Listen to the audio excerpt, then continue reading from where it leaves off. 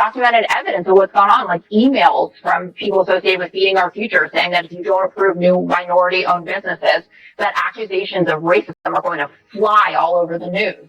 Like, it feels a little dead to rights at this point. And again, it goes back to what I said in the A block. If you were to call out on this fraud, you go, you hate Somalians. Why are they all Somalians? You hate us. You hate us. No, we hate the people who are doing it. Jessica Tarlov, one of the co-hosts on Fox News, now finds herself facing a problem far too big for polished talking points to cover. Wrapped in the usual layer of friendly studio commentary, she stepped into what felt like one of the few places untouched by the noise of political spin, and the reason was clear. The expanding fraud scandal involving Tim Walz has finally come into full view.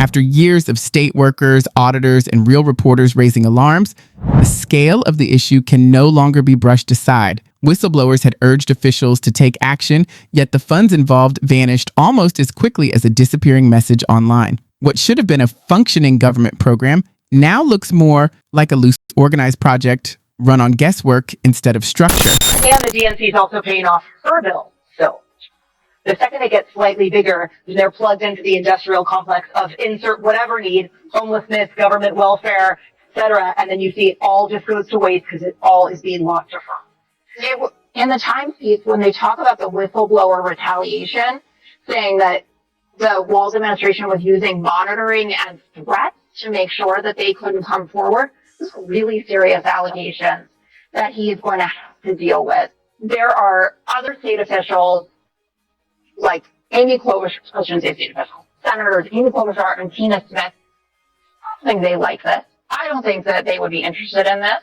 And it'll be fascinating to follow kind of the fallout from it because it's not going to stop, right? This is kind of like snowball going down the hill super fast at this point. And they have a lot of documented evidence of what's going on. The only thing I'm going to take responsibility for is putting like 2 people in jail. After, what, I don't know, is it like a decade, $1 billion, in which they ripped off the elderly, infants, the sick, the hungry. They should be executed, right?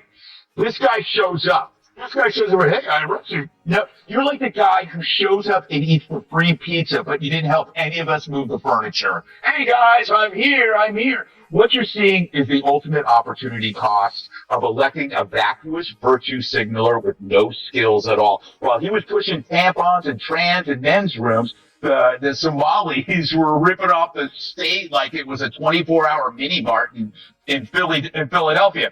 This is what happens when you elect a person who will say anything, but is incapable of doing anything. His party, they are the ultimate in self-serving, self-seeking selfishness. Does that make sense? Yeah. They realize that there is a reward in saying yes to everything without having any responsibility to say. In all honesty, everything Gutfeld said fits perfectly with how Minnesota has operated under Walz, because Democratic policies have produced massive political engines inside third world enclaves that refuse to integrate into the greater civic system. When your entire approach puts virtue signaling ahead of integration, you don't reach unity. You get parallel communities, parallel systems, and parallel rules. You know what thrives in that environment? Fraud rings. Big, strong fraud networks with industrial might. Look at Ilhan Omar's happy statement that she put Somalia's interests first, or the Minneapolis mayoral campaign turning into a clan-based voting Hunger game. The same climatic walls sustain all of this. Furthermore, national Democrats are still trying to replicate this strategy across the country. This is Scott Jennings describing the actual scope of the destruction. Crimes here are severe. It wasn't just typical Medicare or Medicaid fraud.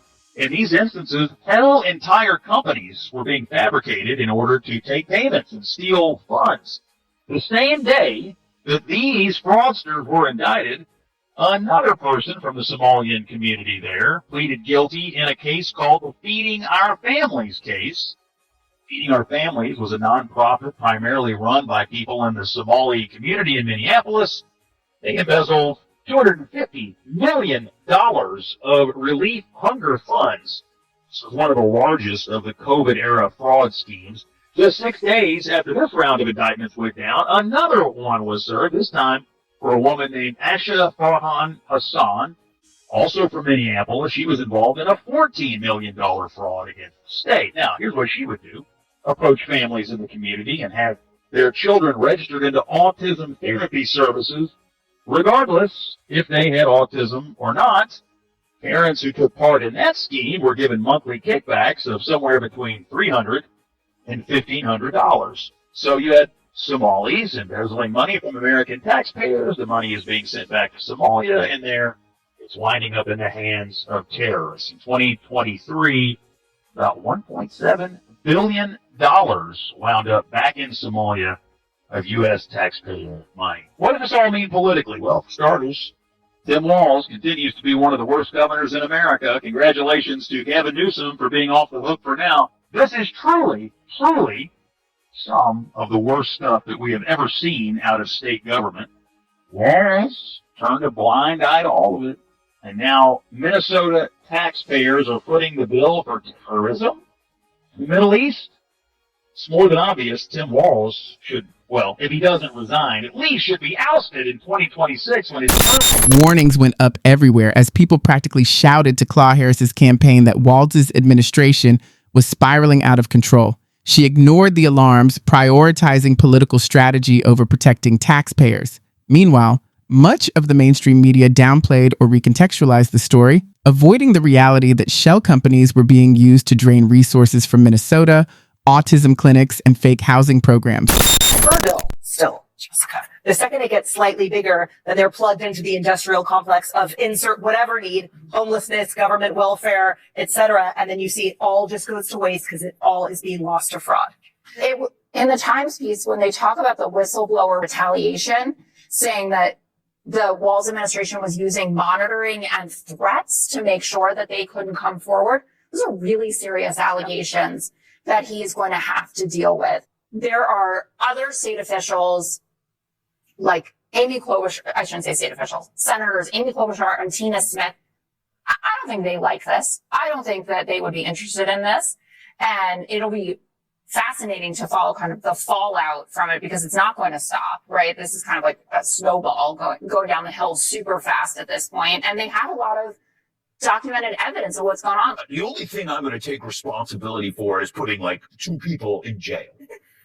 After what? I know, is it like a decade, $1 billion, in which they ripped off the elderly, infants, the sick, the hungry. They should be executed, right?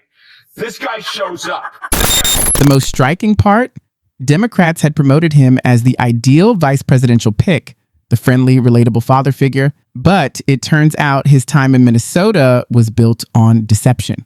What do you think? Should Walz be held accountable given the scale of this scandal? Share your thoughts in the comments.